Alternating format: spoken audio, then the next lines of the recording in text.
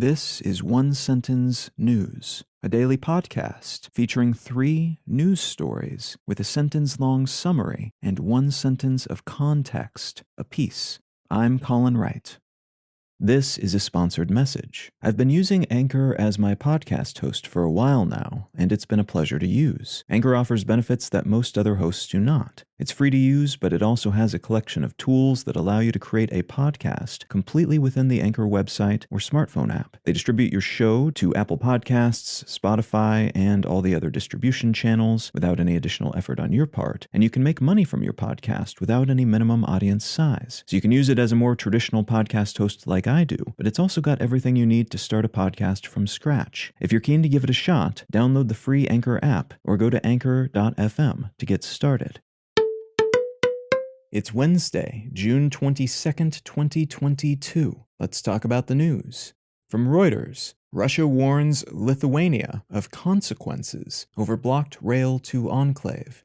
Following an announcement by the Lithuanian government that Russian rail transit will no longer be allowed to pass through their borders to reach a Russia-owned province called Kaliningrad, which is on the opposite side of Lithuania and Poland from Belarus and the rest of Russia. The Russian government has warned of unspecified consequences for the relatively small Baltic state, saying that it, quote, reserves the right to take action in defense of its national interests, end quote. Lithuania's ban on some Russian goods passing through their territory puts them in alignment with EU sanctions, and it's a member of the European Union, so that's a diplomatically and legal important thing for them to do. And the ban currently includes vital goods like steel, but will soon expand to include other fundamentals like coal and alcoholic drinks. Kaliningrad has a population of about 430,000 people and cannot be resupplied through Poland either, so this leaves only the sea route available for resupply, which is more time-consuming and expensive. This conflict, though seemingly small by the standards of everything Ukraine invasion related, is now being seen by some analysts as a potential flashpoint that could accidentally or intentionally bring NATO, of which Lithuania is a part, more directly into the conflict. From The Guardian, as many as 320 dead in Ethiopia gun attack, witnesses suggest. Reports from survivors suggest that somewhere between 260 and 320 civilians were killed in an attack by gunmen in the western Oromia region of Ethiopia on Sunday. The government hasn't released any official figures yet, but if those numbers are accurate, that would make this one of the most deadly massacres in this relatively unstable region for years. 2 residents who survived the attack say the victims were Amharas, which is a minority ethnic group in Oromia.